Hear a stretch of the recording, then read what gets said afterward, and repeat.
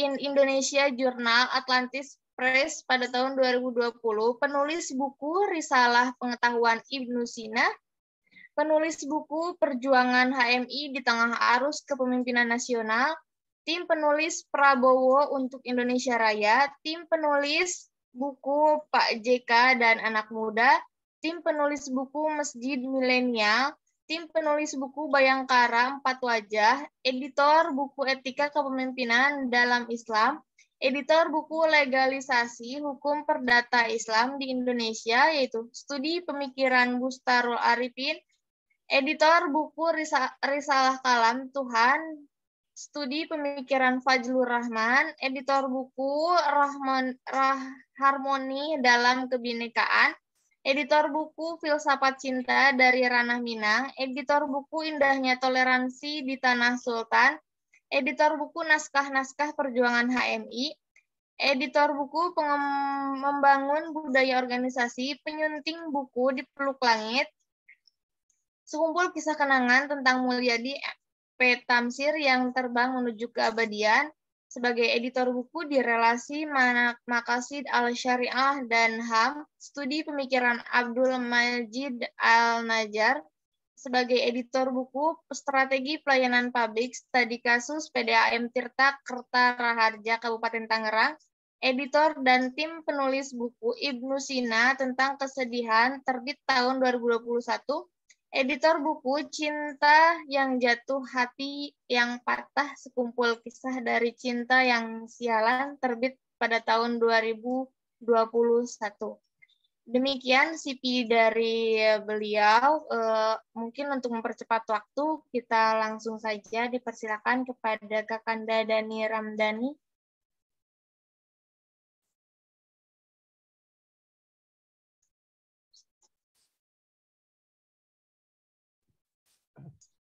Terima kasih, Dek Ria Susilawati dari Cabang Bekasi. Teman-teman, Assalamualaikum warahmatullahi wabarakatuh. Waalaikumsalam warahmatullahi wabarakatuh. Waalaikumsalam warahmatullahi wabarakatuh. Selamat siang semuanya. Dalam kesempatan kali ini saya dan teman-teman semuanya ke depan bakal sedikit berdiskusi mengenai hal yang bersifat prinsipil tentang satu entitas makhluk gitu ya, di alam semesta ini, yaitu tentang perempuan. Kemudian nanti mungkin di tengah jalan saya akan agak sedikit kurang fokus karena harus 2 Zoom. Satu Zoom ini, yang satu Zoom harus kuliah terakhir di sekolah doktoral pasca sarjana. Kemarin tawar-menawar waktu dengan Kak Tia itu ya, tapi ternyata memang materi yang lain juga udah confirm dalam jadwal timingnya. Jadi nanti mohon maaf jika pas di absen sama dosen saya ngelirik ke device satunya lagi. Nah teman-teman semuanya, dalam kesempatan kali ini gitu ya, oh ya, saya ucapin terima kasih ya ke teman-teman HMI Hati Cabang Ciputat, HMI Cabang Ciputat yang telah konsisten menggagas kajian-kajian semacam ini gitu ya. Ini kajian bagus. Mungkin ini kali kedua saya ngisi di LKSG ini, latihan kader sensitif gender gitu ya. Kalau nggak salah dulu tahun sekitar 2017 atau 2018. Waktu itu Kak Purba jadi ketua OC-nya kalau nggak salah. Sekarang beliau penanggung jawabnya. Jadi keren Kak Purba ini. Nah, terkait dengan tema diskusi yaitu filsafat perempuan gitu ya. Mohon maaf saya tidak menyediakan materi. Terlintas pengen nyediain materi, udah baca-baca banyak literatur gitu ya. Saya buka-buka jurnal, kemudian saya buka-buka buku gitu ya, buku yang bagus lah, banyak gitu. Namun demikian karena memang penjadwalannya enggak lebih dari 3 hari kalau nggak salah itu, jadi agak sedikit kelimpungan ya. Jadi mohon maaf saya tidak menyediakan materi, cuma sekedar ceramah ya, cuma sekedar khutbah. Mudah-mudahan khutbahnya juga terarah gitu. Nah, terkait ada satu pertanyaan muncul. Kita munculkan satu pertanyaan mengenai tema kita, yaitu filsafat perempuan. Muncul satu pertanyaan begini, apa yang dimaksud dengan filsafat perempuan gitu ya? Tentu ini pertanyaan mendasar, pertanyaan yang bersifat ta'rifi gitu ya, pertanyaan yang bersifat definitif. Nah, tentu para scholar gitu ya, para scholar, para cendekia, para ilmuwan banyak berbeda pendapat mengenai apa itu yang dimaksud dengan filsafat perempuan. Sama seperti mendefinisikan apa itu filsafat Islam, apa itu filsafat Yunani, apa itu filsafat Barat gitu ya. Apa itu filsafat Timur. Jadi memang dalam mendefinisikan filsafat perempuan tentu ada minimal dua perspektif. Apakah yang dimaksud itu adalah seseorang yang memiliki gitu ya, suatu pemikiran yang terstruktur dan sistematis mengenai objek kajian yaitu perempuan. Jadi subjeknya itu bebas, mau perempuan mau laki-laki gitu ya. Tetapi objek kajian atau objek yang dikaji dari aspek ontologisnya adalah perempuan itu sendiri gitu. Jadi perempuan sebagai objek filsafat, perempuan sebagai objek pembahasan. Itu pendefinisian pertama. Kemudian pengertian yang kedua gitu ya, tentu filsafat perempuan adalah dia perempuan gitu ya, yang memiliki pemikiran tentang apapun itu, baik itu yang bersifat saintifik gitu ya, kealaman, kemudian sesuatu hal yang bersifat humanora gitu ya, sosial kemasyarakatan, sesuatu yang bersifat hukum gitu ya, dan lain sebagainya. Jadi si subjeknya adalah perempuan. Nah, tinggal kebagaimanaan kita gitu ya memposisikan perempuan ini. Gitu. Apakah mau memposisikan perempuan sebagai subjek, pemikir, gitu ya, atau mau menjadikan perempuan sebagai objek yang dipikirkan. Ya. Kalau objek yang dipikirkan biasanya ya kaum laki-laki banyak memikirkan perempuan gitu kira-kira kan. Nah, minimal dua pengertian itu yang diantara para scholar masih ambigu. Nah, kemudian saya mencoba untuk research kecil-kecilan gitu ya, mencoba untuk men-track, mencoba untuk melacak sejauh mana karya-karya yang ini mengacu kepada perempuan sebagai objek dan perempuan sebagai subjek gitu ya. Nah, teman-teman, nanti kalau perlu saya kasih, setidaknya jika teman-teman ingin mengetahui gitu ya, perempuan sebagai subjek pelaku yang memikirkan sesuatu hal, gitu ya, apapun itu, maka kawan-kawan bisa baca buku yang berjudul ini nih ya. Coba saya share screen, kawan-kawan bisa baca buku ini.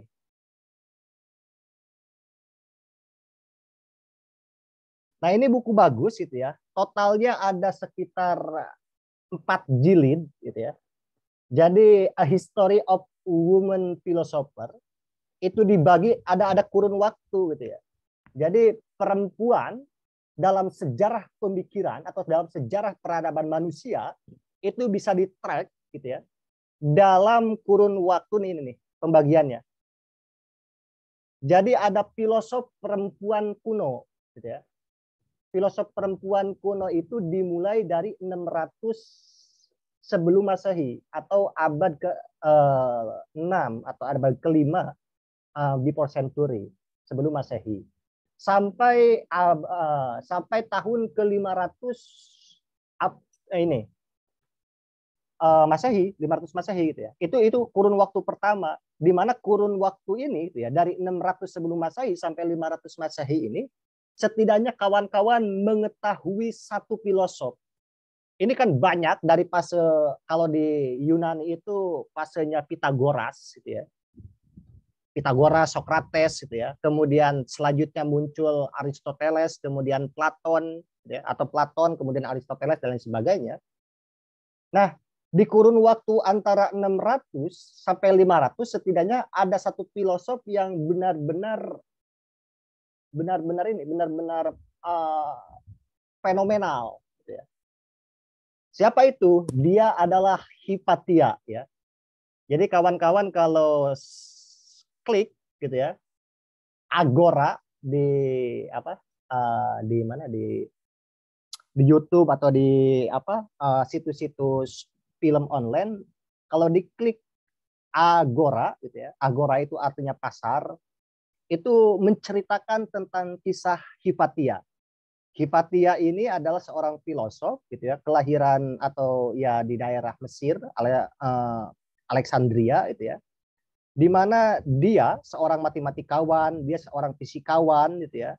Kemudian seorang astronom, dia mencoba untuk mencari tentang tentang sistem gitu ya, sistem perputaran planet gitu ya waktu itu.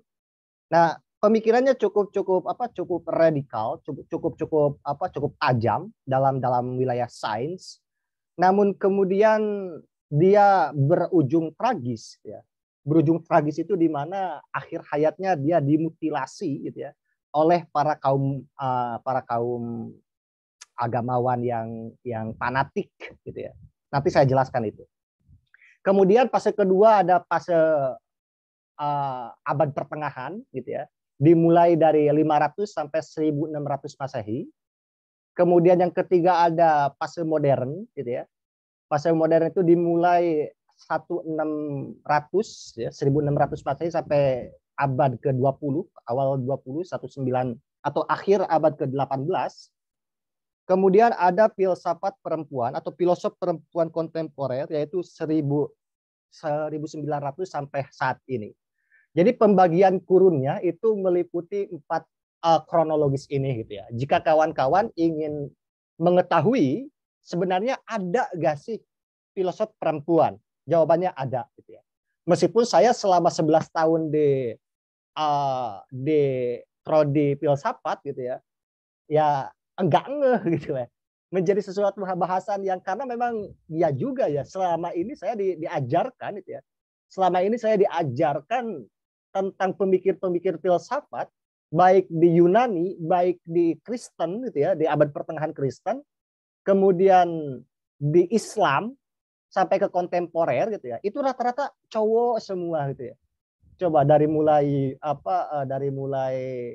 uh, Thales gitu ya kalau di Thales, kemudian Anaximenes, kemudian ada si Pitagoras, ada Platon, semuanya sampai ke di Islam dimulai di Al-Kindi, Ar-Razi gitu ya, Al-Farabi sampai ke Ibnu Sina, Al-Ghazali gitu ya. Kemudian ke kontemporer ada Hasan Hanafi, kemudian ada Rashid Ridho dan lain sebagainya. Itu rata-rata memang didominasi oleh laki-laki gitu ya. Nah, kemudian karena ya saya bersyukur gitu ya, saya bisa bersyukur bisa dipinta oleh Tia gitu ya untuk mengisi filsafat perempuan. Jadi saya tahu, saya ngeh gitu ya. Saya ngeh bahwa ketika fase saya men-track literatur tentang filsafat perempuan gitu ya. Bahkan saya langsung buku-buku seperti ini saya langsung print out menjadi buku gitu ya. Ini dalam fase cetakan 4 jilid ini langsung saya print out gitu. Nah, nanti teman-teman kalau misalkan ingin dapat buku ini gitu ya, nanti bisa diminta ke master atau ke Katia atau ke panitia. Nah, kenapa gitu ya? Kenapa urgensi teman-teman semua harus memahami dimensi filsafat perempuan yang dipikirkan oleh perempuan gitu kira-kira, atau si filosofer perempuan ini? Karena bagaimanapun kesadaran tentang kesejarahan itu mempengaruhi perilaku manusia atau mempengaruhi perempuan saat ini. Jika perempuan tidak memiliki base, gitu ya, tidak memiliki akar kesejarahan, bahwa banyak loh perempuan-perempuan hebat yang memiliki space untuk bisa mengembangkan daya pikirnya, daya imajinasinya.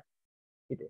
Bahkan pemikirannya ini memberikan kontribusi terhadap perkembangan ilmu pengetahuan, perkembangan sejarah dan lain sebagainya, sejarah peradaban manusia. Nah, kesadaran itu harus dimunculkan dan itu harus kuat, harus menancap, gitu ya. Sama seperti pohon kan gitu, sejarah itu kan senada dengan kata syajaratun gitu ya, akar pohon gitu ya. Jadi pohon yang kuat gitu ya, itu pasti berdiri di atas akar yang menancap sampai ke ke dalam tanah yang paling bawah gitu yang. Nah, begitupun dengan kesadaran kesejarahan bahwa kalau kaum perempuan memiliki akar kesejarahan, pemikiran yang jauh gitu ya. Bahkan di sini disebutkan jauh sebelum Masehi gitu ya. Jauh sebelum Masehi itu udah ada para pemikir-pemikir perempuan, maka itu bakal memberikan stimulus gitu ya, akan memberikan daya dorong bagi perkembangan perempuan saat ini untuk dapat bisa mengembangkan imajinasi-imajinasi yang dikeluarkan oleh perempuan itu sendiri. Gitu. Jadi itu poinnya kenapa kawan-kawan penting untuk bisa membaca History of Women Philosopher gitu loh. Nah, ini ada 4 jilid. Jilid pertama ada 245 gitu ya. Kemudian jilid kedua ada 503 halaman. Kemudian jilid ketiganya ada berapa tuh? Ada 378 halaman. Kemudian jilid keempatnya ada 335 halaman gitu. Nah itu. Nah kemudian karena memang ini base-nya adalah base Kohati gitu ya, ada syarat dengan Islamnya. Jadi silahkan nanti kawan-kawan Jadi gini, cara membacanya itu jangan hanya cukup kawan-kawan baca Aminah Wadud gitu ya. Itu penting-penting gitu ya. Atau pemikir-pemikir kontemporer gitu. Itu. Tapi tadi bahwa kawan-kawan harus mulai titik nolnya di mana gitu. Sama seperti kaum laki-laki, kalau misalkan mau ada piece antara filsafat perempuan dengan filsafat laki-laki gitu kira-kira ya. Bahwa kaum laki-laki pun mencoba untuk mencoba untuk menarik sejarah peradaban manusia meskipun itu digeneralisasi menjadi manusia gitu ya. Itu jauh gitu ya. Jauh sampai ke 600 sebelum Masehi itu sepase dengan Thales gitu ya dan sebagainya di Yunani itu. Tarikannya jauh gitu. Sampai kemudian ke filosof-filosof kontemporer gitu. Nah, itu pentingnya teman-teman nanti perempuan memiliki kesadaran kesejarahan. Nah, terkait dengan isu yang menimpa dengan kawan-kawan, artinya bahwa latihan kader sensitif gender ini bukan hadir karena pengen ada kegiatan aja gitu ya. Kenapa bikin LKSG? Ya pengen aja, kita yang penting ada kegiatan. Kan bukan begitu alasannya kan. Jadi memang ini ada problem yang menggunung gitu ya. Ada problem yang menggunung dan itu tidak nampak ke permukaan, tapi memang di bawah lautan gitu. Jadi memang Kohati cabang Ciputat memfasilitasi, jadi memiliki keresahan yang mendalam gitu ya. Terlebih bahwa sampai detik ini bahwa yang namanya kaum perempuan itu selalu mendapatkan perilaku yang tidak adil, yang diskriminatif, yang termarginalisasikan gitu ya. Ngopi di marginal boleh, asal jangan dimarginalisasikan gitu ya, Pak Baput gitu. Apalagi tuh Kak Pani gitu ya, senyum-senyum kalau udah ngomong marginal gitu. Nah, jadi begitu. Jadi secara faktual sampai saat ini bahwa kaum perempuan itu masih mendapatkan perlakuan yang tidak adil dari siapa? Dari semesta, gitu. Dari semesta, dari lingkungan, dari milieunya, dari dimensi sosialnya. Makanya, gitu ya. Makanya muncullah isu atau muncullah satu dimensi pemikiran filsafat yang dimaksud dengan yang disebut dengan feminisme, gitu loh. Di mana feminisme dimaknai sebagai sebuah pemikiran dan gerakan ya untuk dapat menyetabilkan dua entitas makhluk ini antara laki-laki dengan perempuan itu. Di mana gapnya terlalu jauh gitu ya. Gap itu kesenjangannya terlalu jauh antara posisi perempuan dengan posisi laki-laki. Nah, feminisme berdiri di atas itu. Gitu. Jadi feminisme itu baik laki-laki maupun perempuan kalau feminisme itu kan itu. Makanya kan di LKSG ini ada peserta laki-laki gitu kira-kira karena memang cara pandangnya udah naik gitu. Yang tadinya itu memperjuangkan perempuan oleh perempuan gitu kira-kira Maka sekarang memperjuangkan kaum perempuan itu oleh perempuan dan laki-laki. Gitu. Nah, feminisme itu udah masuk ke paradigma yang lebih ini apa? Lebih atas lagi. Mohon maaf, saya mau masuk Zoom ini dulu ya. Sebentar, 2 menit.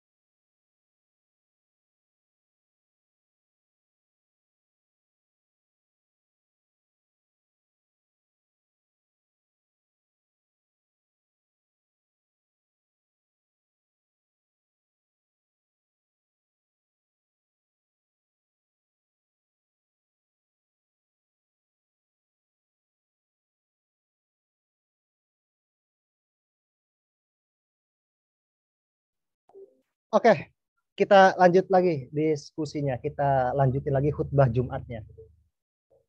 Jadi kalau nggak masuk Zoom terakhir takut nggak ini. Kita masih takut nggak dikasih nilai gitu ya. Jadi kemerdekaan kita itu dibatasi oleh administrasi pada akhirnya. Apa?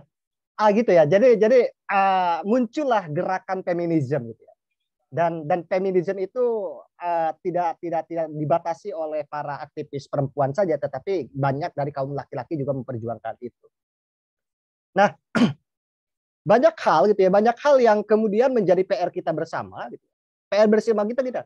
Jadi kawan-kawan dalam memperjuangkan begini, dalam memperjuangkan kaum perempuan itu harus dilakukan secara sistematis dan terstruktur itu loh. Jadi jangan sporadis, jangan ngikutin arus itu loh. Nah, saya masih mendapati banyak di antara kita gitu ya, dalam memperjuangkan kaum perempuan itu aksidental. Yang namanya aksidental itu adalah sesuatu hal yang bersifat asal lewat gitu kira-kira. Bukan substansial gitu. Aksiden itu aron itu sesuatu yang melekat di sesuatu yang lain gitu loh. Jadi kawan-kawan bukan menjadi substansinya, tetapi sesuatu yang menyipati substansi itu gitu. Nah, itu aksidental. Jadi kalau misalkan aksidental itu gak kokoh, itu gak kuat. Jadi keburu capek nanti itu ya, udah capek lepas itu, atau keburu jenuh kemudian ini gue ternyata enggak tertarik dan sebagainya. Karena mana? Kenapa? Karena kawan-kawan tidak memiliki akar yang kuat. Apa yang sebenarnya yang sedang kita perjuangkan itu.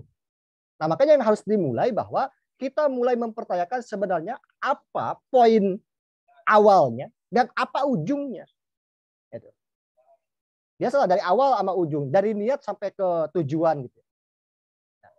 Sehingga pada akhirnya gitu ya, banyak juga ini fakta gitu ya. Saya menemukan sebuah fakta bahwa jika di antara kita secara khususnya kaum perempuan yang tidak memiliki akar perjuangan yang kuat dalam memperjuangkan kaum perempuan ini gitu ya, maka meskipun dia berada di sebuah komunitas perempuan gitu ya, dia tidak akan pernah memperjuangkan nilai-nilai perempuan. Jadi dia hanya berlindung di balik baju perempuan itu. Padahal dia perempuan. Gitu. Kalau benar, ya, kalaulah benar gitu ya. Saya ini pertanyaan serius kepada Kohati gitu ya. Kalaulah benar bahwa Kohati memperjuangkan kesetaraan gender, gitu ya. Kalaulah benar Kohati itu adalah sensitif terhadap diskriminasi terhadap perempuan, maka apakah menjadi sesuatu hal yang dibenarkan ketika munaskoh gitu ya, kalian saling jambak, kalian mengejar-ngejar palu gitu ya. Gitu. Sampai polisi kebingungan. Itu kenapa kata polisi perempuan itu kenapa kalian berebut palu gitu kira-kira. Gitu. Ini kita realistis aja dalam berpikir ya. Saya ini mumpung kalian teman-teman adik-adik yang masih pada muda dalam di Kohati gitu ya. Kenapa ketika momentum politik kalian tidak bersatu? Kenapa dalam momentum politik yang vital gitu ya, yang sangat urgent itu, kalian tidak membahas sesuatu yang bersifat kontemporer, isu perempuan internasional, isu perempuan nasional, isu perempuan lokal gitu. Tetapi malah kenapa kalian berebut palu? Apa urgensi palu bagi kalian gitu kira-kira? Di samping bahwa palu itu menghasilkan bunyi dan bunyi itu yang dapat melegitimasi kekuasaan. Gitu. Ini pertanyaan menariknya begitu. Dan ini saya temukan kasus-kasus seperti ini, kasus-kasus seperti ini itu di banyak hal. Suatu ketika ada konpercam, muscam gitu ya, muscam Kohati gitu ya. Di antara kalian saling mengambil hak. Satu komisariat dilarang untuk memilih gitu kira-kira karena hitungannya bakal kalah kalau dia masuk. Gitu. Di kalian saja saling membunuh gitu loh. Lantas kemudian apa yang sedang kalian perjuangkan di luar? Di internalnya aja saling mengambil hak, saling menjegal, gitu ya. Nah, gitu. Seharusnya kalau kalian punya common sense yang sama tentang arti perjuangan terhadap kaum perempuan, maka nggak mungkin Kohati sebagai institusi gitu kira-kira dijadikan alat kekuasaan. Nah, gitu. Harusnya kan dijadikan alat perjuangan. Ini kasus aja ya, ini kasus nggak semuanya gitu. Tetapi saya menemukan banyak fakta di levelan ini, di levelan cabang ke atas gitu ya, bahwa ya tadi sekelompok perempuan yang keluar dia menyuarakan tentang ketidakadilan terhadap kaum perempuan di internal sendiri nggak solid. Jangan kira bahwa Prancis gitu ya mengadakan revolusi industri tidak didasarkan atas basis pemikiran yang kuat. Dia berdiri di atas 3 prinsip. Prinsip kebebasan gitu ya, liberté, kemudian prinsip apalagi? Prinsip equality gitu ya. Prinsip kesamaan gitu ya. Kemudian prinsip persaudaraan. 3 prinsip itulah gitu ya yang nantinya menjadi ruh gitu ya. Bahwa revolusi industri itu hadir di kancah peradaban manusia. Nah, balik lagi kepada internal kita. Gitu.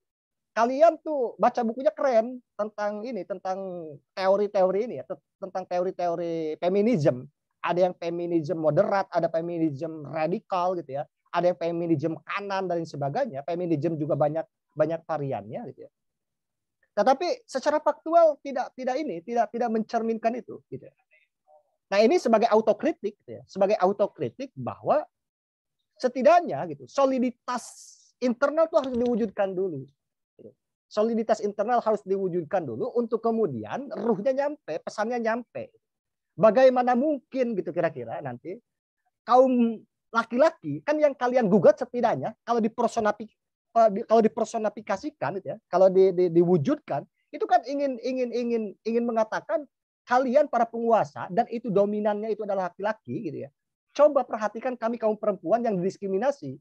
Ruang-ruang publik kami itu kalian rebut gitu loh. Kalian tidak memberikan kesempatan buat kita untuk dalam wilayah A, wilayah B, wilayah C gitu loh. Kan kalian sedang menyuarakan itu. Tetapi ketika kalian balik ke rumah kalian, kalian balik ke ruang tamu kalian, gitu, ternyata memang ribut juga dan itu terpublikasi. Mending kalau misalkan dinamika itu hanya konsumsi internal. Kalau konsumsi publik, gitu. Kalau konsumsi publik. Nah itu harus mulai dipikirkan oleh kita bersama, gitu, sebelum jauh melompat. Gitu. Kan kalau kata Nabi juga kan ibda binafsi dulu, gitu ya. Gitu. Ibda binafsi dulu, mulai dari diri, gitu. Benahi cara berpikirnya, benahi cara berperilakunya. Untuk kemudian kalian menyuarakan apa yang sedang menjadi keresahan bersama. Itu poin selanjutnya, bahwa secara faktual masih ditemukan hal-hal seperti itu. Nah, kemudian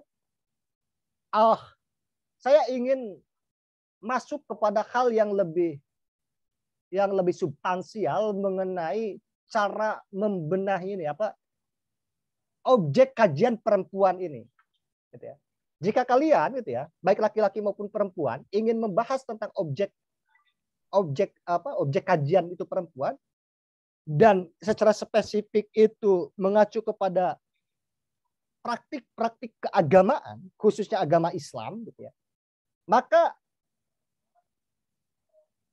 yang dibutuhkan oleh kita semua adalah daya kritis yang harus dimunculkan. Gitu. Saya selalu keras, gitu ya, kemudian selalu tajam ketika diskusi dengan Kak Purba, dengan Katia, dengan Kak Analia, dengan teman-teman Kohati Ciputat lainnya lah ya, kemudian dengan yang ada di PB dan lain sebagainya, bahwa ketika menyampaikan beberapa kasuistik, gitu ya, beberapa kasuistik, ternyata karena tidak pikiran kita tidak diaktifkan daya kritisnya, maka teman-teman bakal mendapatkan sebuah pemahaman yang begitu saja tentang suatu kasus yang menimpa kaum perempuan. Gitu. Nah, itu menjadi misunderstanding, jadi miskomunikasi gitu, jadi mispemahaman. Ada terjadi kesalahpahaman. Nah, saya menghadirkan satu contoh begini, bahwa ketika kalian mengikuti forum-forum kajian keperempuanan, gitu ya, meskipun dengan tujuan yang baik, gitu ya, dengan tujuan yang baik, tetapi dengan pemahaman yang salah, bagi saya tetap salah. Semisalkan ketika menghadirkan contoh bahwa dalam Islam itu sifatnya tidak adil. Islam masih mengandung nilai-nilai diskriminatif terhadap perempuan dengan berbagai macam, contohnya dalam istilah Islamic jurisprudence atau dalam hukum Islam. Dan yang selalu dimunculkan adalah contoh mengenai waris, misalkan. Bahwa perempuan dapat setengah dari laki-laki. Jika laki-laki dapat 10, maka perempuan 5. Kan begitu cara berpikirnya. Nah, jika daya kritis kita tidak diaktifkan, maka cara pemahaman seperti itu akan terus dipelihara. Dan tidak akan ada perkembangan mengenai cara berpikir terhadap objek kajian perempuan itu.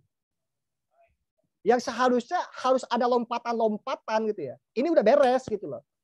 Kalau teman-teman, gua dan teman-teman gitu udah paham cara memahaminya, understanding of Quranic exegesis gitu kira-kira, itu udah kelar. Saya selalu menjawab begitu. Begini nih jawabannya itu. Jangan pernah menyimpulkan Islam tidak adil, gitu ya, jika contoh yang dihadirkan adalah kasus itu. Apalagi ini masalah ilmu mawaris, ilmu faro'nya begitu. Saya selalu membalikan dengan satu pertanyaan yang nggak bisa dijawab oleh dia. Jika kamu percaya bahwa Islam tidak adil dengan satu bukti bahwa perempuan dapat setengah dari laki-laki, pertanyaan saya adalah perempuan sebagai apa? Kan begitu. Perempuan sebagai anak, perempuan sebagai istri, perempuan sebagai ibu, perempuan sebagai nenek, perempuan sebagai sepupu, perempuan sebagai cucu, atau perempuan sebagai apa? Dan dalam ilmu waris, meskipun objeknya sama perempuan, tetapi status mempengaruhi posisi. Status posisi mempengaruhi pembagian itu. Kayak gitu. Bahkan lebih jauh, kataku, ketika tidak ada ahli waris lain selain daripada laki-laki dan perempuan, karena udah kehijab semuanya oleh laki-laki gitu, maka laki-laki nilainya itu adalah biasanya asobah bin nafsi. Asobah bin nafsi itu nunggu giliran aja gitu, nunggu sisa. Jadi ladies first gitu. Perempuan diutamakan, dihitung dulu perempuan, haknya selesaikan dulu gitu. Baru kemudian laki-laki sisanya. Dan dalam kasus asabah binafsi ada juga kasus bahwa laki-laki rugi. Gitu. Laki-laki posisinya rugi. Nah, maksudku tuh boleh gitu ya, boleh menghadirkan satu kasus perempuan sebagai setengah, emang ada gitu. Tetapi tidak semuanya perempuan itu setengah gitu. Tergantung posisi. Sebagai daya pacu untuk bisa menggelorakan semangat perempuan, iya benar, ayo kita gugat Islam gitu kira-kira kan. Karena memang tidak adil gitu. Untuk daya pacu memang boleh, tetapi untuk daya pemahaman itu kurang komprehensif gitu loh. Bisa memunculkan tadi misunderstanding, kesalahpahaman di antara kita gitu kira-kira.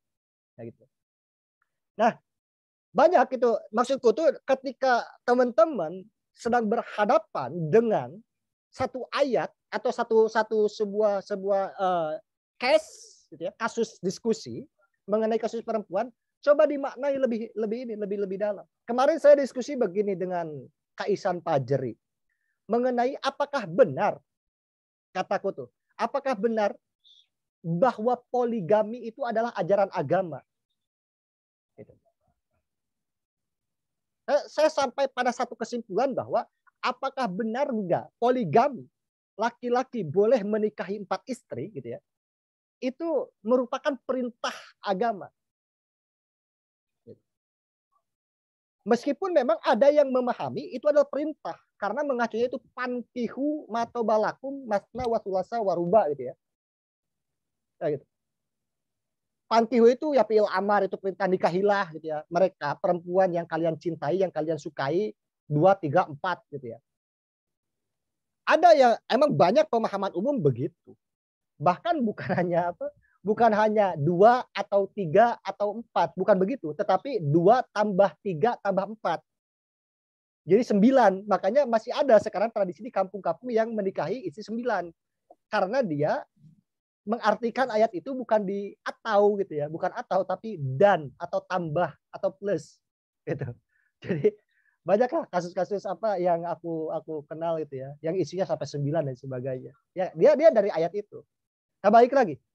Ini cara memahami sebuah ayat itu ya. Benar gak sih bahwa ayat itu adalah ayat yang memerintahkan untuk poligami? Saya sebagai kaum laki-laki harusnya diuntungkan dong, gitu ya. Diuntungkan dengan ayat itu, karena bagaimanapun saya berkesempatan untuk bisa berselancar lagi mencari calon-calon istri selanjutnya gitu ya. Meskipun calon istri yang pertama juga belum clear. Nah, itu seharusnya saya sebagai kaum laki-laki merasa diuntungkan. Tetapi kemarin saya sampai pada satu pertanyaan bahwa benar gak ayat itu merupakan bisa dijadikan dasar perintah gitu ya. Bagiku enggak gitu ya. Bagiku itu bukan perintah, tetapi itu adalah regulasi. Itu adalah sebatas regulasi. Karena apa? Karena bagaimanapun saya munculkan pertanyaan begini. Praktek poligami yang unlimited, tidak terbatas gitu ya. Berapapun itu ada sebelum Islam atau sesudah Islam. Gitu. Dan ya, faktanya yang namanya praktek poligami sebelum Islam turun, sebelum ayat pankihu matobalakum itu turun, juga udah ada. Bahkan tidak terbatas. Bahkan kita diajarkan bahwa diajarkan suatu pengetahuan bahwa istrinya Nabi Sulaiman itu hampir 1000 katanya ya, atau Nabi Daud gitu kira-kira ya. Gitu. Jadi memang apalagi tradisi Arab gitu loh. Bahkan budak aja bisa ya, yang namanya budak hamba saya gitu, itu bisa digauli gitu. Nah, itu unlimited, tidak terbatas, yang penting mampu gitu. Nah, bahwa apakah praktek poligami itu hadir sebelum ayat itu turun atau sesudah ayat itu turun? Dan faktanya sebelum ayat itu turun, praktek poligami itu sudah ada. Dan tidak ada batasannya. Dan tidak ada regulasinya. Gitu. Nah, karena itu merupakan watak sosial, gitu ya. Pertama watak biologis, gitu ya. Karena tabiat laki-laki yang selalu ingin menyalurkan hasrat libido seksualitasnya terhadap banyak ini banyak objeknya gitu kira-kira. Maka itu menjadi praktik yang mendarah daging dalam sebuah komunitas masyarakat. Gitu. Nah kemudian Islam muncul gitu ya. Kalau Islam langsung bilang bahwa lo itu nikahnya cuma satu, habis Islam. Oh ini nggak bisa gitu ya. Kayak apa kata si para pelaku poligami gitu ya. Kan sekarang ada ya tutor poligami ya yang berbayar itu. Rame sampai di mata Najwa gitu. Jadi tip kiat sukses poligami itu lucu banget sih. Nah jadi kalau misalkan Islam langsung to the point gitu ya, langsung to the point bilang bahwa udah nikah satu aja, nggak boleh lebih dari itu. Itu pasti masyarakat menentang. Gitu. Masyarakat ada semacam antipati terhadap Islam itu. Karena apa? Karena dia mengganggu hal yang bersifat basic bagi sebagian dari kaum laki-laki. Beda halnya dengan pelarangan alkohol misalkan. Kalau dalam pelarangan alkohol kan ada tahapannya, tingkatannya sampai pada satu hukum di mana alkohol itu merupakan sesuatu hal yang perbuatan setan gitu kira-kira. Akhirnya muncul hukum bahwa alkohol atau sesuatu yang memabukkan itu haram. Dan itu kasusnya ini berjenjang. Bahkan dulu ada sahabat yang sebelum sholat itu mabok dulu gitu kira-kira. Itu ada. Makanya muncul lah takrobus sholah in kuntum syukaro gitu ya. Jadi janganlah kamu dekati sholat jika kalian dalam keadaan mabuk. Gitu. Nah kalau dalam pelarangan alkohol, jadi minuman keras, miras apapun ininya ya jenisnya itu memang menjadi tradisi masyarakat dan setidaknya itu bukan substansial kalau misalkan minuman khamar itu, karena khamar itu kan aksiden dari eksternal ya, dari luar diri manusia. Ya itu menjadi kebiasaan karena memang tadi memabukkan itu enak nih. Gue sebelum perang gitu ya. Dulu sebelum perang Badar tuh pada mabok, setelah perang juga pada minum-minum gitu ya untuk merayakan. Nah itu masih ayat Makkiyah gitu. Masih ayat Madinah ya, udah ayat Madinah itu. Tapi ya berjenjang, itu bertahap. Sampai ujungnya diharamkan. Bisa nggak? Bisa. Karena itu semacam healing, semacam rehabilitasi gitu kira-kira. Jadi sesuatu yang hendak dihilangkan, enggak sekaligus tapi bertahap. Kayak orang sakau kan bisa disembuhkan. Gitu. Makanya alkohol itu ya, alkohol itu ini ayat pelarangannya itu pelan-pelan. Udah, sekarang begini ya, sekarang begini gitu kata ayat Al-Qur'an. Nah, tetapi dalam poligami kenapa enggak? Karena itu internal, inherent, itu anatominya begitu. Karena itu fisiologi tubuh manusianya begitu gitu. Itu inherent di dalam diri. Kecuali dikebiri gitu loh. Bisa enggak dikebiri? Atau dimatikan libido seksualnya di dalam tubuh gitu. Nah, makanya gitu ya, dalam kasus poligami gitu ya. Bahwa pankihu matobalakum masna wasula sawaruba, sepemahamanku gitu ya, itu bukan perintah. Tetapi itu merupakan regulasi yang ditawarkan oleh Islam terhadap perilaku masyarakat yang tanpa ayat itu pun gitu, poligami mah tetap ada. Gitu. Nah, makanya saya selalu geli gitu ya, selalu geli yang orang boleh poligami untuk diri sendiri, mengatasnamakan ayat boleh. Tetapi kalau udah terpublikasi, dipasarkan, diiklankan, diajak, ayo poligami, gerakan poligami dan sebagainya, tar dulu gitu loh, tar dulu. Tuh.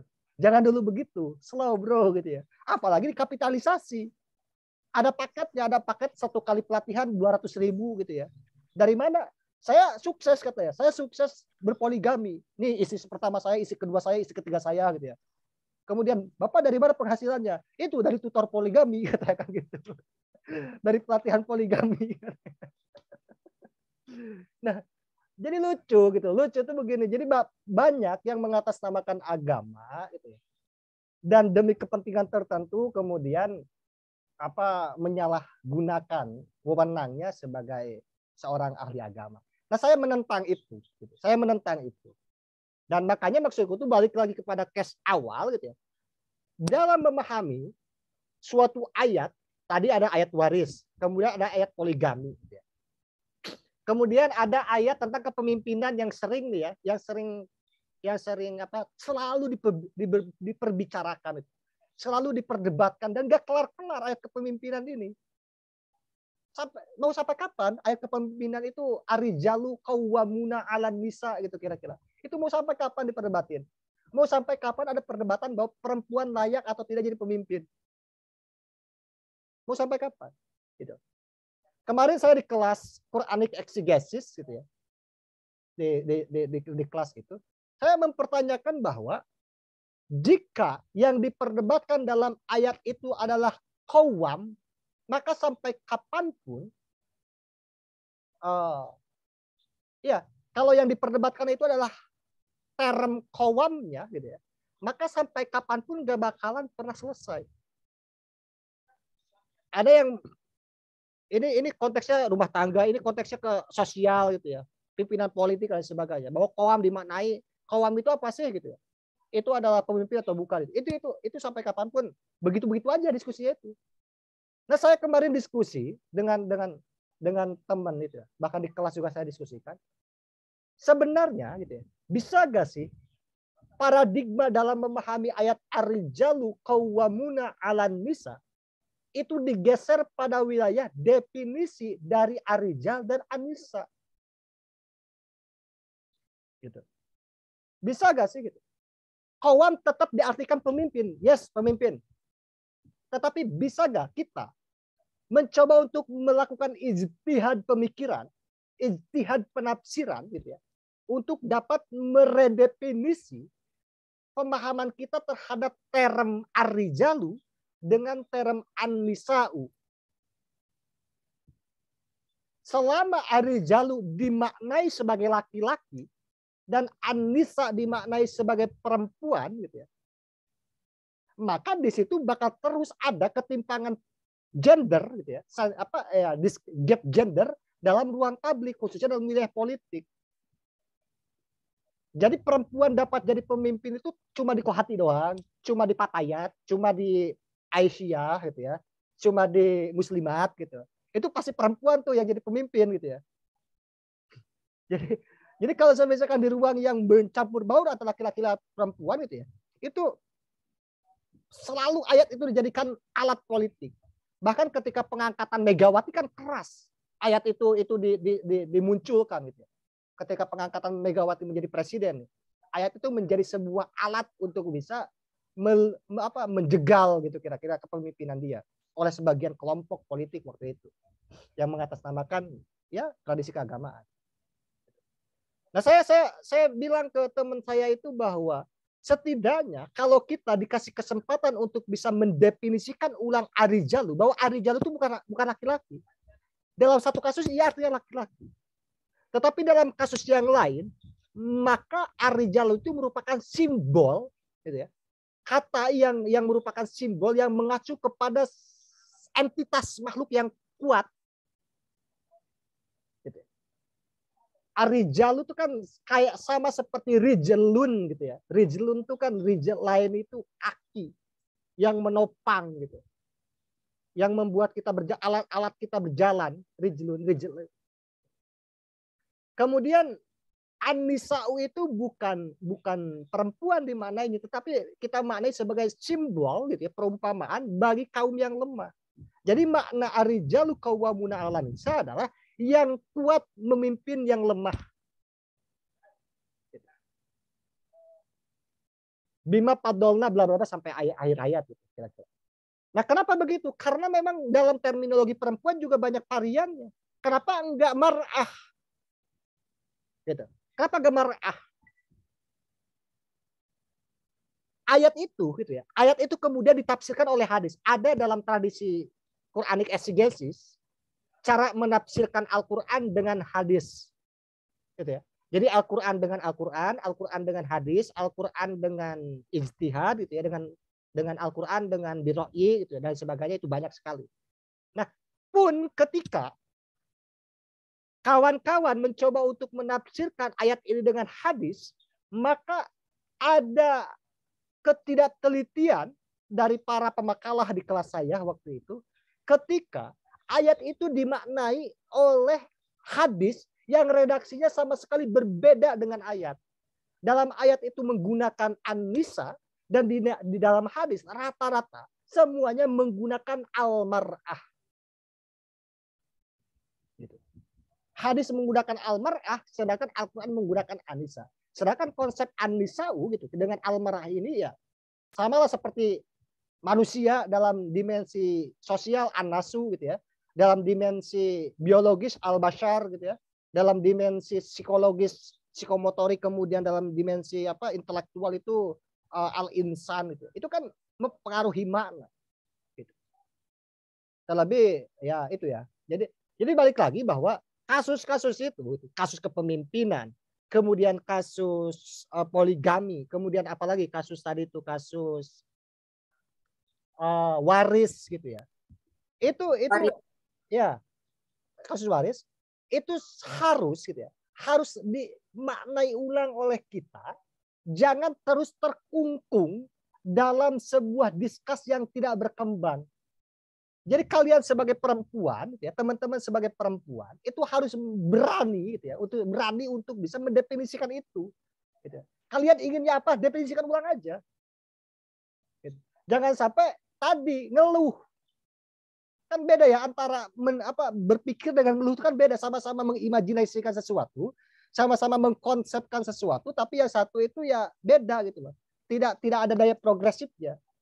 Jadi jangan ngeluh gitu, jangan ngeluh tuh, ya laki-laki mah begitu gitu, bla bla bla itu ya. Dia salah sebenarnya bla, tapi tidak ada kelanjutannya gitu. Cuma ngedumel aja. Bahwa gue gak sepakat aja. What you do setelah lo tidak sepakat gitu loh. Kan begitu. Apa yang Anda lakukan setelah Anda tidak sepakat? Nah di situ gitu ya, disitulah public space kalian, public space ruang publik kalian untuk bisa menunjukkan diri kalian. Memang kalau misalkan hanya terkungkung dalam wacana-wacana yang tidak berkembang dan itu dipelihara, anehnya itu dipelihara. Gitu. Anehnya wacana-wacana seperti itu dipelihara baik oleh subjek ataupun objek. Tirulah the voice of Baceprot gitu kira-kira kan. Gak peduli dia mah, ujung-ujung udah di Eropa aja. Gitu. Dari Garut dia, dari gunung gitu ya, yang di Cibi dan sebagainya gitu. Itu dalam wilayah kreativitas. Kemudian dari daya kreativitas itu dia menyebarkan nilai-nilai yang anti Islamofobia gitu ya. Ketika Barat anti hijab gitu ya, dia datang dengan hijab dan ngomong bahwa gue berhijab dengan karya gitu kira-kira. Dan bagi gue ini bukan radikalisme, bukan ekstremisme gitu ya. Ya anggap aja passion gitu kira-kira. Nah apakah mereka the voice of Baceprot ini gitu ya, sebagai satu kasus itu, dia terkungkung dalam wacana yang ini, ngikutin arus umum? Enggak, go ahead aja gitu. Selama dia berpikir bahwa ini bakal menjadi jalan gua untuk bisa mendongkrak ketidakadilan itu. Nah itu ya, jadi intinya gitu, intinya bahwa siapapun itu gitu ya. Siapapun itu kalau kawan-kawan sekarang masih dalam makom feminisme gitu ya, maka makom di atasnya lagi adalah makom yang lebih tinggi itu adalah makom humanism. Gitu. Makom humanism tuh gak peduli siapa yang didiskriminasi, mau perempuan mau laki-laki gitu ya. Asalkan siapa dia yang mustadafin, asalkan siapa gitu kira-kira, asalkan siapa dia yang terdiskriminasi, terjajah, dan kita harus bela itu. Meskipun ya tadi untuk kemakoman itu tuh kan jauh gitu ya. Masih banyak kok yang menderita kaum laki. Apakah semua kaum laki-laki itu superior? Kan begitu? Enggak. Enggak semua kaum laki-laki itu superior gitu.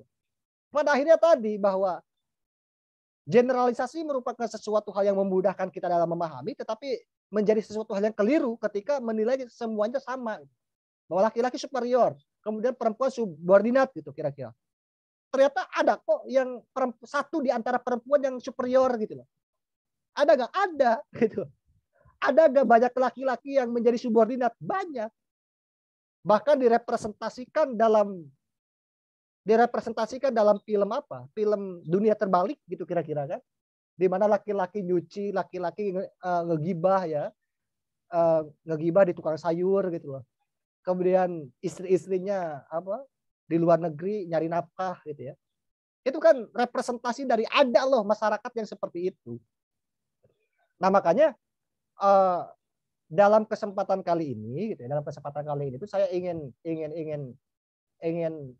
hanya sekedar memberikan pancingan kepada daya imajinasi kawan-kawan supaya aktif, gitu. Sadar terhadap kesejarahan, sadar terhadap konteks sosial sekarang, gitu ya. Kemudian sadar terhadap kasus-kasus yang menipu. Itu kasus yang menipu. Jadi menipu tuh begini, opium, kasus yang opium itu, jadi candu gitu. Itu kasus itu jadi candu, padahal kasus itu harus diselesaikan, udah close case, itu udah selesai gitu loh. Kita maju lagi ke kasus apa lagi gitu, yang lebih konstruktif. Jadi selama kalian beraktivis di apa? Selama beraktivis di mana di Kohati semisalkan ya, selama 10 tahun, 7 tahun gitu ya, sesuai periode jenjang pendidikannya, itu masih aja dari pertama datang sampai ujung itu ngomongin gak kelar ngomongin tadi kepemimpinan perempuan itu. Yang seharusnya kalian harus jadi pemimpin gitu, atau melakukan hal apapun itu gitu. Ada dobrakan-dobrakan lain. Saya kembalikan ke moderator untuk kalau ada diskusi, kalau udah itu aja. Ya.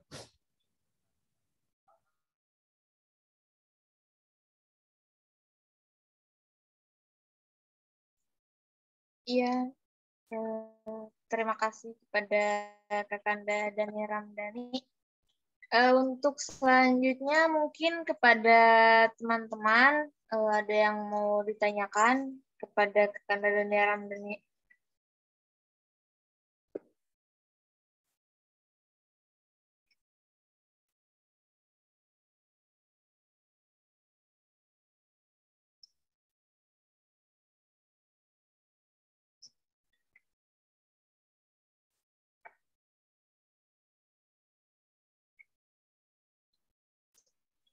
Iya, silakan kepada Kanda Satria Bahari, dipersilakan. Oke, terima kasih moderator. Sebelumnya maaf ya untuk ini jaringannya agak kurang stabil, jadi nggak on cam itu. Nah, buat mungkin pertanyaannya gini sih, kan tadi sepakat ketika Bang Dani mengatakan bahwa kita harus paham dulu sejarah gitu ketika berbicara filsafat, karena akar mula adanya feminis itu kan dari sejarah juga yang kalau saya baca di dalam sebuah artikel gitu mengenai filsafat perempuan itu dijelaskan dulu, soalnya sejalan juga dengan apa yang saya tulis gitu di esai juga. Saya ngambil dari Yunani kunonya gitu, dari bagaimana dulu pandangan Plato terhadap perempuan itu kan dikatakan sebagai apa ya, hewan ternak yang harus diawasi. Terus juga menurut Aristo juga apa ya, kayak sebagai mesin aja gitu.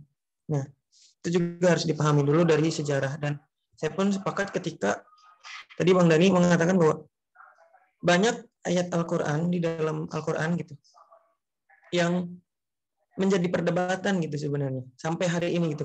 Apalagi tentang Anisa ayat 34 itu yang dikatakan yang Arijalu Qawamuna ala Nisa, di mana itu kan selalu menjadi perdebatan. Nah, mungkin pertanyaannya sebenarnya yang menjadi menjadi titik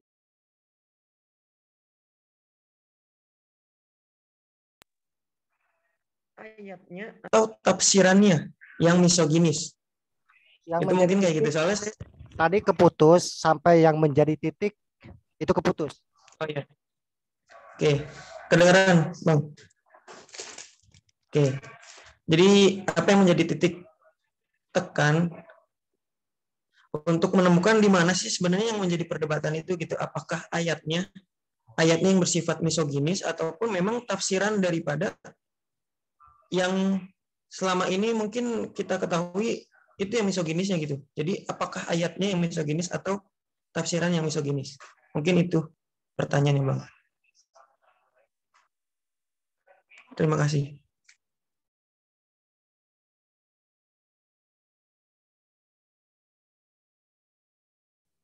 Mau langsung dijawab, Teh moderator?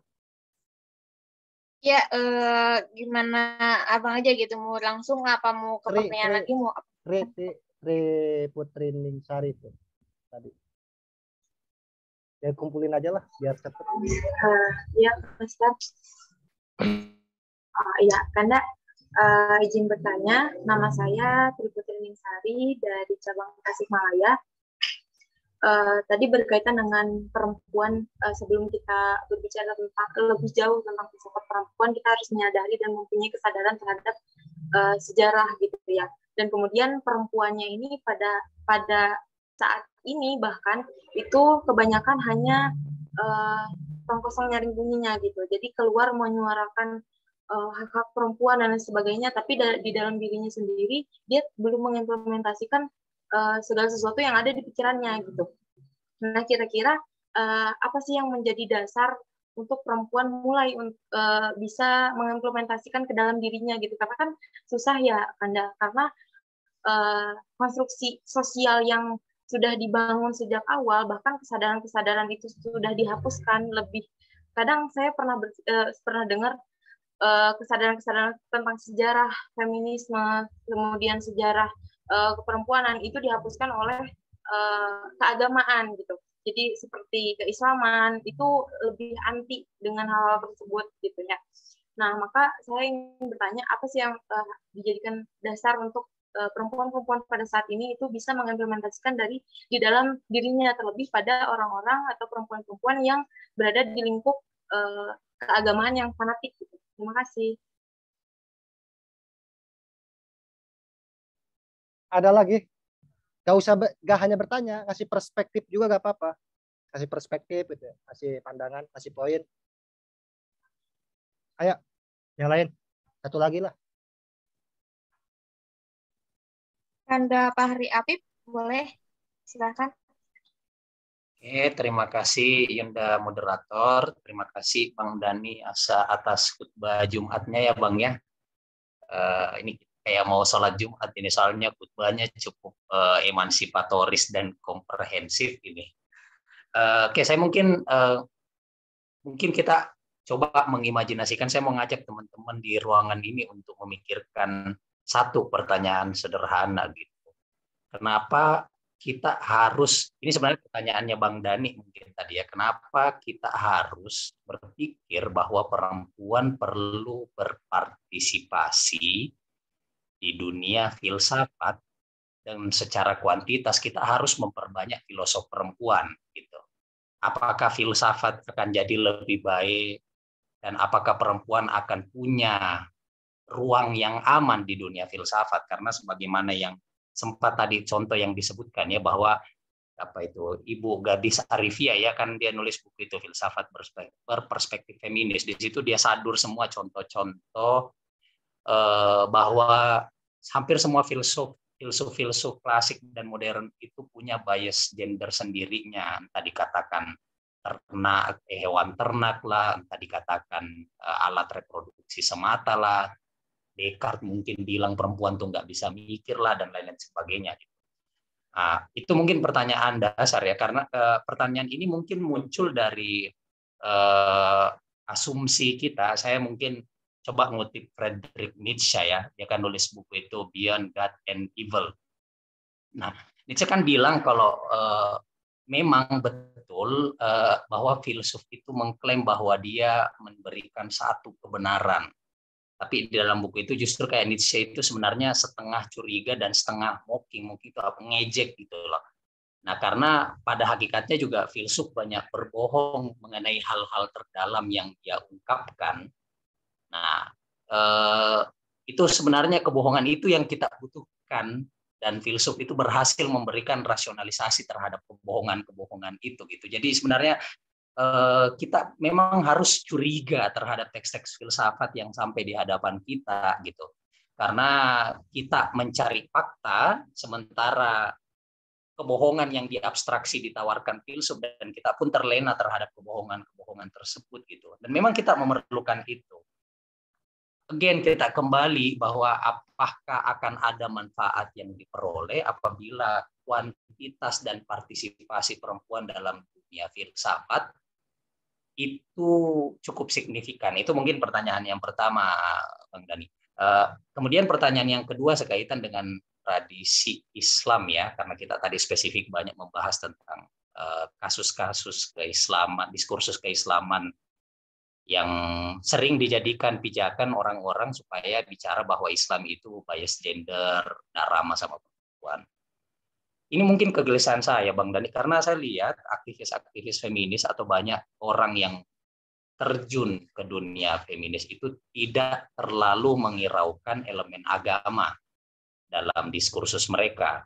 Ya mungkin ada sebagian ya, tapi saya lihat-lihat update bacaannya itu ya kalau ndak Nawal El-Sadawi ya yang sudah diterjemahkan itu. Padahal kan pemikiran Islam di wilayah keperempuanan seperti yang Bang Dani sebutkan tadi, Aminah Wadud, Fatimah Mernisi, Rifat Hasan, Laila Ahmed itu udah banyak sekali. Untuk kontemporer mungkin kayak ada Asma Barlas, Ziba Mir Husaini, itu saya rasa itu kurang begitu diupdate sehingga sebenarnya ini Islamnya yang bias gender atau memang teman-teman feminis ini yang kudet gitu loh, nggak update bacaan.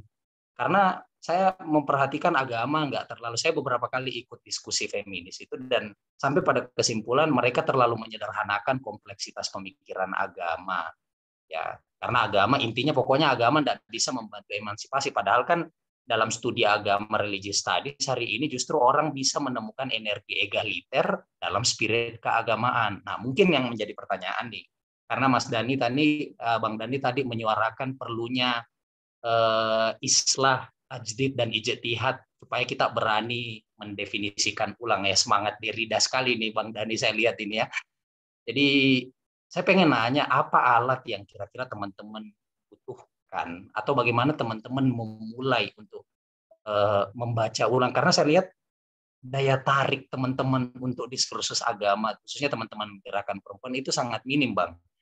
Jadi kalau kita bicara kayak Quranic exegesis, Islamic law tradition itu mereka ndak terlalu ndak terlalu tertarik. Mungkin Bang Dani punya masukan atau input supaya kita lebih bisa melihat betapa luasnya sebenarnya diskursus keislaman di wilayah perempuan selama ini tidak pernah dieksplor gitu. Orang taunya ya Islam bias gender dan lain sebagainya. Terima kasih Bang. Terima kasih moderator. Aku izin jawab ya, Kak moderator. Makasih Kak Fahri, keren perspektifnya. Pertama tentang ini ya, ada menarik nih. Aku baca sebenarnya perspektif para filosof baik Yunani maupun Islam tentang perempuan, gitu ya. Dan aku gak menghadirkan di forum ini karena bahaya, gitu ya. Buat apa saya melanjutkan tradisi-tradisi itu? Gak penting, gitu ya. Definisi perempuan dalam Republika, gitu ya, Republiknya Plato, gitu ya. Itu kemudian di Madinatul Fadilahnya Al-Farabi dan sebagainya. Itu aku baca, tapi aku gak hadirkan di sini, itu karena kalau dalam istilah logika jangan memikirkan apel gitu ya, maka yang muncul adalah apel, kan begitu.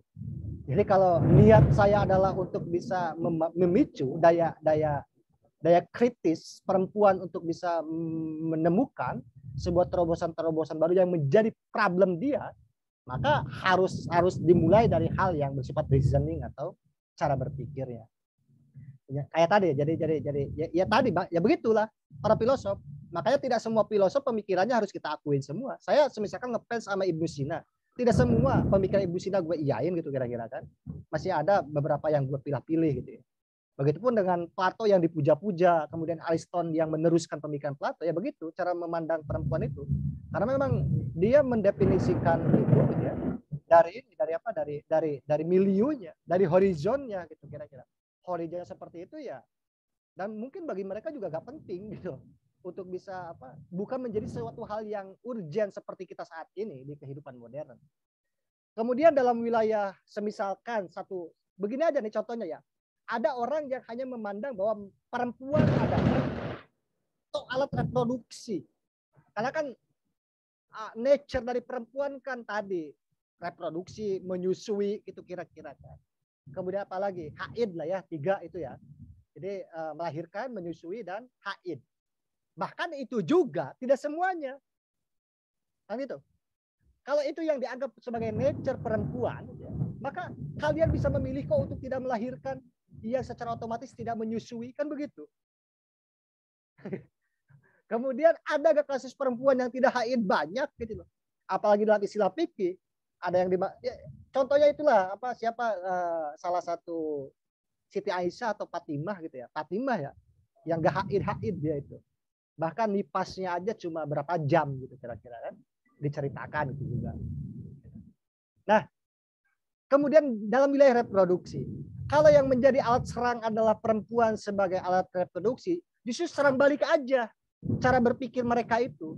Ya bukankah yang pertama kali bereproduksi adalah Nabi Adam? Kan begitu. Kan yang bereproduksi pertama siapa? Kalian kan reproduksi selanjutnya. Kalau reproduksi pertama itu kan sebenarnya Nabi Adam. Kalau percaya kepada mitologi atau cerita hikayat gitu ya, sejarah dari Islam atau dari histori Iliad dan sebagainya. Bahwa sekalipun Adam sebagai makhluk yang bereproduksi, benar gak sih? Coba ada yang kepikiran gak sih bahwa bisa gak sih Adam itu disebut reproduksi ketika menghadirkan Hawa gitu? Coba Fahri. Kalau pakai tafsir Abdu, saya rasa kita bisa merasionalkan itu. Kecuali kalau kita menganut mistik-mistik kayak gitu, kayaknya enggak deh Bang Dani. Tapi kalau saya rasa ya Adam juga bereproduksi lah kalau kita pakai evolusi mungkin. Iya, bereproduksi dengan caranya sendiri kan, dengan metode yang berbeda dengan reproduksi sekarang, karena reproduksi itu banyak caranya. Artinya sekelas Adam aja yang bereproduksi, juga posisinya sebagai nabi kok. Kayak gitu. Juga posisinya sebagai orang yang mengajarkan kepada anak-anaknya tentang kebaikan, tentang A dengan B dengan C gitu dan sebagainya. Artinya jangan pernah menjadikan alasan. Kalaupun ada senjata orang untuk bisa melemahkan kaum perempuan, maka kawan-kawan perlu untuk mencari antitesanya. Mencari falsifikasinya, itu aja tugasnya. Bukan melanjutkan gitu ya, bukan melanjutkan sesuatu hal yang muter-muter di situ. Nah, itu pertanyaan tentang stigma bahwa reproduksi itu menjadi alat kelemahan. Kalian bisa memilih untuk tidak reproduksi, itu aja. Kemudian, nah itu ya. Salah satu yang diperdebatkan di kelas doktoral saya gitu waktu itu ketika masih banyak mahasiswa yang berpandangan kenapa perempuan dilarang jadi pemimpin? Karena pertama dia haid, sering ini tidak stabil katanya. Yang disebut PMS, H- berapa hari sebelum haid gitu kira-kira. Kalian kan suka uring-uringan ya. Ada yang uring-uringan, ada yang enggak. Kebanyakan yang uring-uringan, yang gaje gitu ya, ujung-ujung marah gitu ya. Kenapa? Ya nggak tahu katanya. Tapi marah dia gitu. Tapi ujung-ujung nangis kan begitu ya. Sebelum PMS tuh kalian ujung-ujung nangis. Ketika ditanya alasannya juga nggak tahu kalian. Tahu-tahu 2 hari kemudian aku haid ternyata gitu kira-kira. Itu menurut informan saya ya gitu ya. Kalau saya nggak pernah PMS dan nggak pernah haid. Nah, salah satu tembakan mereka yang melarang perempuan jadi pemimpin karena pertama perempuan haid dan kondisinya tidak stabil. Yang kedua melahirkan. Saya gunakan teori falsifikasi. Bagaimana kalau semisalkan perempuan yang ketika haid dia tidak uring-uringan? Ada nggak? Ada. Boleh nggak jadi pemimpin? Bagaimana kalau misalkan perempuan yang kalian katakan jangan jadi pemimpin itu adalah mereka yang berkomitmen untuk tidak melahirkan? Bisa ada kataku. Boleh nggak dia jadi pemimpin? Jawabannya tetap tidak. Artinya apa? Yang dilawan itu ternyata semakin keras. Yang kita lawan gitu ya. Yang kita lawan itu ternyata bukan kriteria, bukan persyaratan, bukan bukan sifat-sifat yang ditentukan dari sebuah pemikiran. Ternyata jauh lebih dalam yang kita serang itu adalah monster yang berbahaya itu, yang di dalam hatinya udah antipati terhadap perempuan yang tidak boleh A, tidak boleh B, tidak boleh C. Kemudian dia carilah alasan-alasan pembenaran untuk bisa membenarkan pemikirannya itu. Kalau saya harus jujur ya gitu. Kalau harus saya jujur itu bahwa tugas kita itu ternyata lebih berat melampaui pemikiran. Ternyata ada yang lebih jahat gitu ya. Ada yang lebih keras di dalam diri manusia. Di sosok-sosok yang menjelma menjadi pribadi-pribadi laki-laki. sebagian ya, enggak semuanya gitu. Dan itu memang dia bukan untuk mengadu wacana, mengadu argumentasi, mengadu alasan, bukan. Ternyata memang dia udah begitu aja. Contohnya ya tadi, kenapa perempuan dilarang memimpin? Haid itu banyak tuh di kitab-kitab ini, di kitab-kitab kepemimpinan, di kitab-kitab siasa itu di kriteria-kriteria ya. Gitu. Ada kriteria. Bahkan kan ada yang mengkriteriakan bahwa itu ada Quraisy dan sebagainya lah ya. Itu yang lebih ini lagi. Dan ketika saya jawab tantangan itu gitu. Jika tadi saya ulangi lagi nih, jika memang dia ketika haid tidak uring-uringan, boleh nggak? Ternyata tetap nggak boleh. Ketika dia berkomitmen tidak melahirkan, Megawati ya sekarang kan udah janda semisalkan ya. Kemudian udah tua juga. Otomatis reproduksinya udah gak aktif gitu ya. Rahimnya udah gak bisa bereproduksi gitu kira-kira. Boleh atau tidak jadi pemimpin? Tetap tidak boleh. Jawabannya itu. Artinya Allah sedang memperdebatkan apa? Jadi sebenarnya Allah itu menginginkan kita mengikuti apa yang Allah inginkan gitu loh. Bukan kita gitu ya mengadu wacana tentang kriteria ideal mengenai kepemimpinan. Gitu. Nah itu ya tugas kita itu ternyata lebih berat. Kemudian tentang bagaimana cara memahami ayat-ayat misoginis gitu ya dari Ksatria ini. Jadi apakah Islam memang pada hakikatnya bias gender, gap terhadap laki-laki dan perempuan? Bagiku tuh enggak begitu gitu. Justru kehadiran Islam itu jadi pertama kita harus paham dulu posisi Islam. Kalau kita berpahaman bahwa Islam adalah agama yang moderat, maka setiap pemahaman apapun atau setiap ayat apapun dari Al-Quran harus ditarik kepada titik tengah. Ya. Sekali lagi, kalau kita berkeyakinan bahwa Islam adalah agama moderat, jadi khairul ummah, gitu ya, ummatan wasato, gitu, maka setiap produk hukum yang didasarkan atas ayat Al-Quran, maka ketika dia masih condong ke kiri atau ke kanan, maka itu bukan penafsiran yang bagus atau bukan penafsiran yang tepat. Itu aja cara menimbangnya. Apa yang harus kita lakukan? Yang harus kita lakukan adalah mereinterpretasi ulang, gitu ya, supaya pemahaman itu menjadi tengah. Apa yang menjadi tengah itu? Ada nggak akibat dari penafsiran ini yang dirugikan? Kalau masih ada dan itu mayoritas yang dirugikan, maka berarti penafsirannya masih belum moderat. Berarti tidak mencerminkan Islam sebagai agama moderat. Itu yang dimaksud dengan al-Islamu mahjubun bil muslim. Islam ternyata tidak direpresentasikan oleh kaum muslim itu. Jadi tidak membawa semangat moderasi gitu. Tidak membawa semangat kemoderatan. Yaitu siapa? Ya para penafsir itu yang bahwa setiap penafsir itu pasti membawa kecenderungannya masing-masing, membawa kepentingannya masing-masing, membawa horizonnya masing-masing. Cara berpikir laki-laki itu beda dengan cara berpikir perempuan. Satria, ngerokok gak Satria? Ngerokok Bang, ngerokok. Satria ya, kalau punya duit 100.000, ya, nih contohnya ya, cara berpikir laki-laki itu beda dengan cara berpikir perempuan. Satria kalau punya duit 100.000, itu rokok Marlboro putih 31.000, kopi 25.000, udah 60 ribuan tuh. Kemudian apalagi makan 20.000, sisanya buat nanti sebelum tidur rokok gue habis atau tidak. Kalau habis gue beli ketengan. Nah begitu cara berpikirnya itu. Kalau rokok nih biasanya sebagian dari perokok, termasuk aku begitu.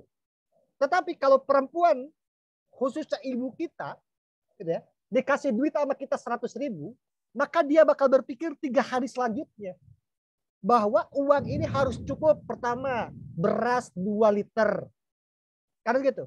Kemudian gue beli lauknya nih, lauknya itu harus cukup, telur aja lah yang bisa dipotong-potong nanti gitu kira-kira.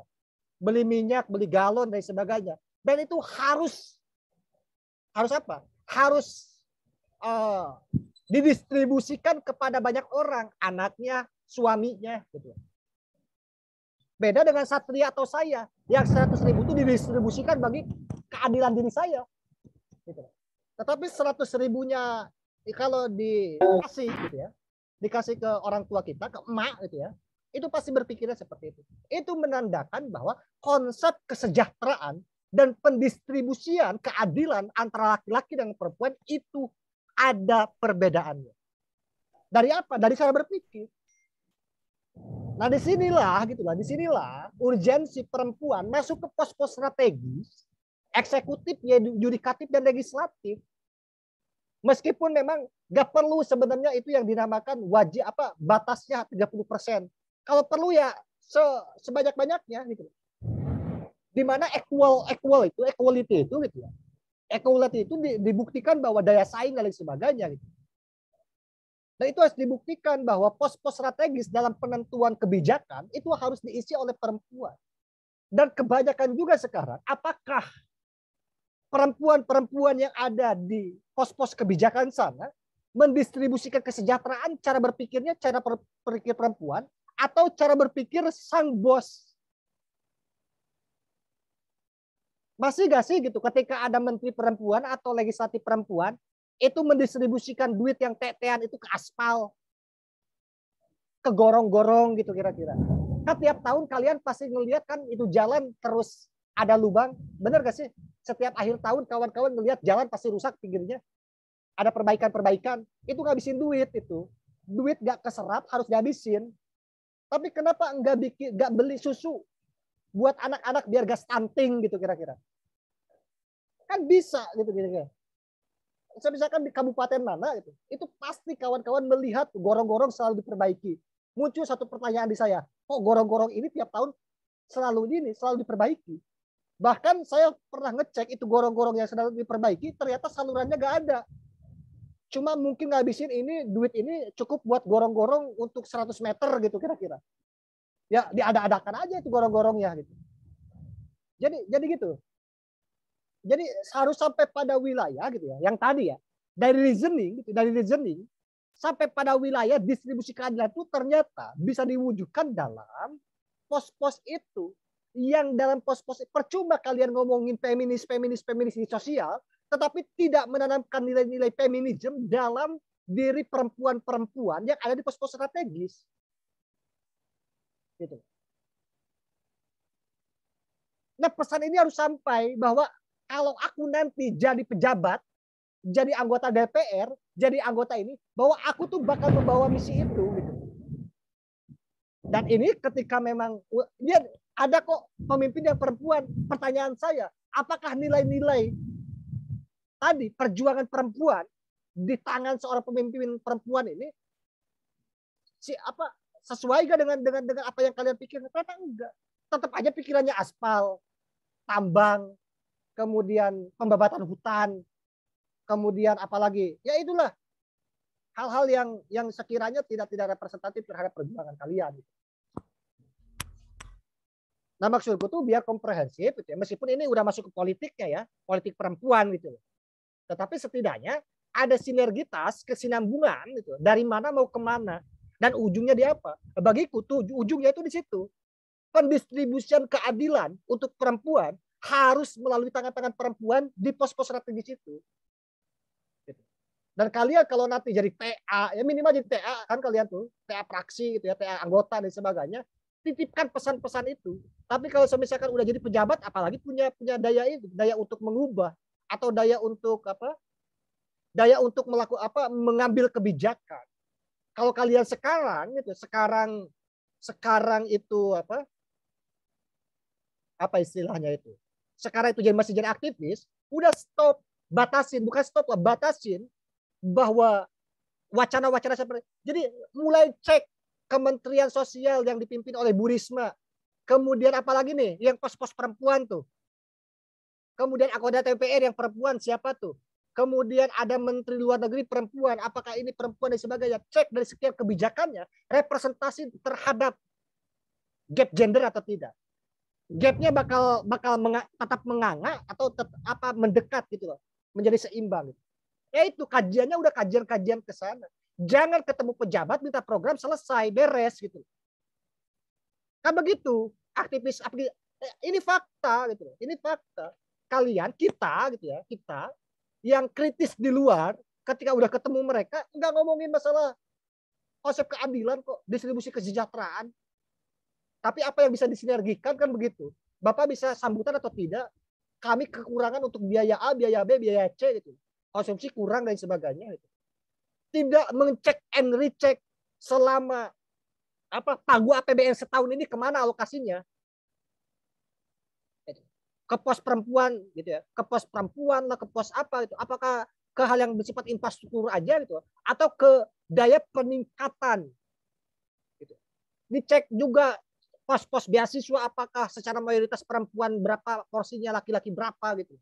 Jangan-jangan kebijakan-kebijakan itu yang pada akhirnya 2, 5, 10 tahun kemudian bakal melanggengkan tradisi ini. Tradisi bias gender. Gitu kira-kira ya. Ini dari cara berpikir sampai mau kemana perempuan itu. Apalagi ya tadi pertanyaannya.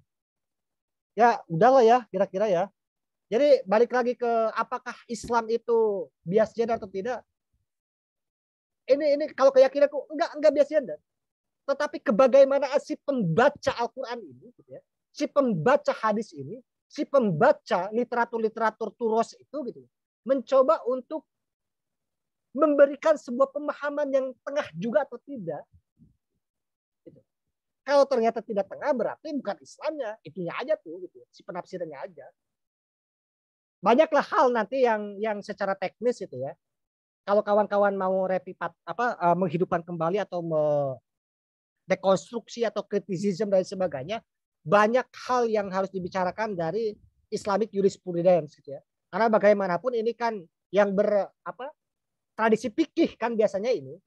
Tradisi fikih yang berkontribusi gitu ya.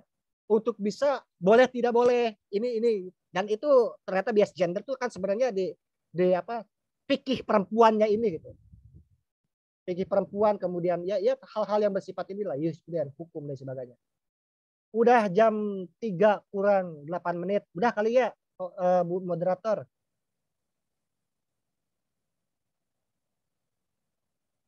Halo Bu moderator.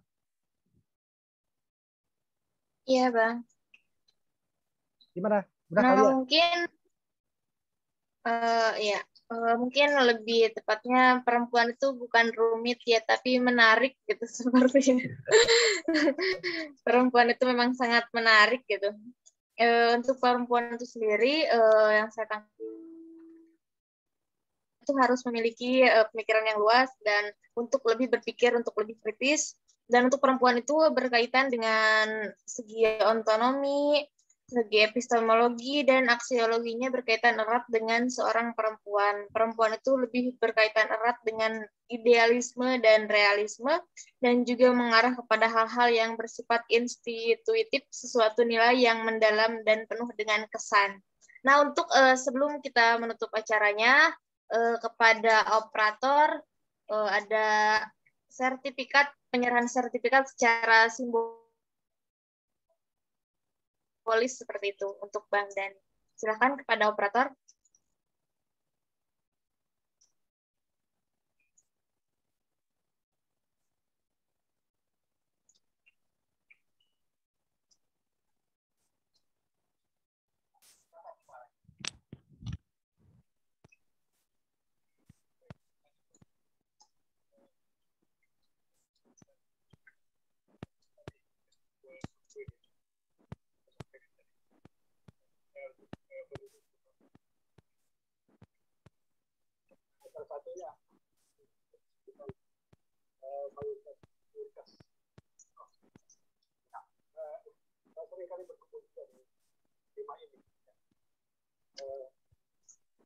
Nah, untuk mungkin untuk closing statement-nya dari Abang, silakan. Sederhana aja ya, closing-nya itu bahwa siapapun itu sama. Laki-laki ada yang terjajah ada yang berkuasa ada, perempuan ada yang terjajah banyak, ada yang berkuasa juga ada.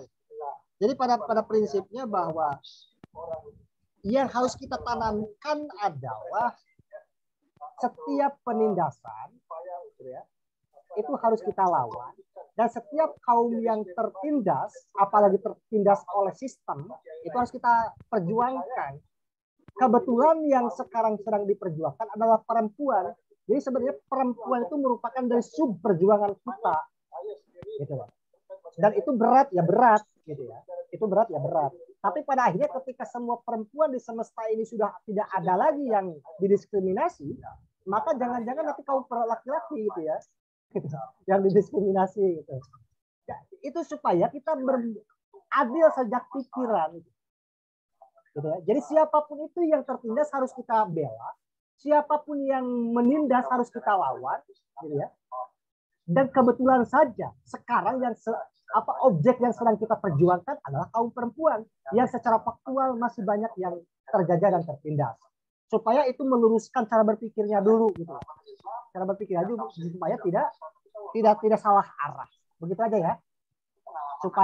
Supaya nilai-nilai keadilan yang substansial akan terus kita perjuangkan sampai kapanpun. Selama masih ada yang terjajah, maka perjuangan kita nggak bakalan pernah selesai. Assalamualaikum warahmatullahi wabarakatuh. Ya, Waalaikumsalam warahmatullahi wabarakatuh. Ada penyerahan sertifikat secara simbolis dulu gitu ya, Bang.